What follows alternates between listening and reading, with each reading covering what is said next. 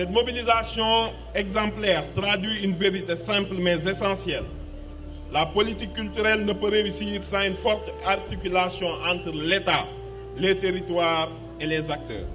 Je ne saurais passer sous silence le rôle majeur joué par les organisations professionnelles, en particulier l'ARCOT de Pikine, dont je salue le leadership, le sens de l'organisation, la capacité de mobilisation, sous la conduite éclairée de M. Leïti Fall. Votre engagement, M. Fall, est la preuve que le théâtre sénégalais est vivant, structuré et porteur d'avenir.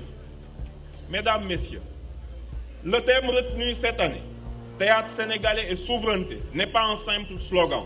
Il s'agit d'un choix politique, culturel et stratégique. Le théâtre est un espace de parole, de mémoire et de conscience, mais aussi un levier de transformation. Dans un monde marqué par des recompositions profondes, le théâtre doit contribuer à affirmer nos identités, produire nos propres récits, transmettre nos valeurs, renforcer notre souveraineté culturelle. Un peuple qui raconte son histoire est un peuple qui se tient debout.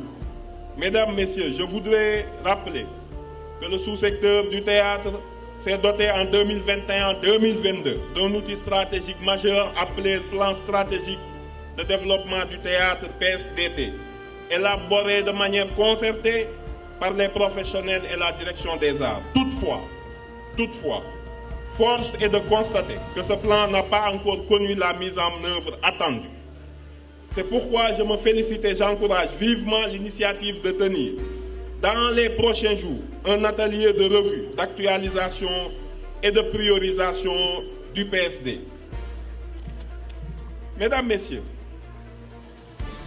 la célébration de cette journée mondiale du théâtre intervient dans un contexte particulier marqué par la préparation des États généraux. Les États généraux constituent une étape majeure dans la refondation de notre politique culturelle.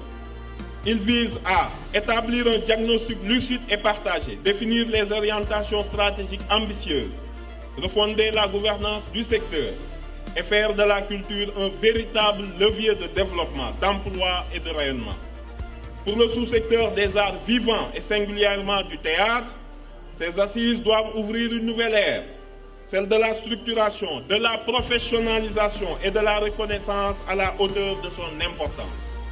Mesdames, Messieurs, je voudrais, pour terminer, adresser mes remerciements et mes chaleureuses félicitations à la direction des arts, au comité ad hoc d'organisation, aux autorités administratives et territoriales de Pikine, aux maires, aux députés, aux organisations professionnelles, à l'ensemble des techniciens, au nom du gouvernement, mais particulièrement du ministre de la Culture, du secrétaire d'État, M. Kadissar, et au nom de toute la communauté artistique. Nous vous témoignons en ce jour de notre très haute reconnaissance pour tout le travail accompli en banlieue pour faire que la culture vive partout au Sénégal. La nation reconnaissante.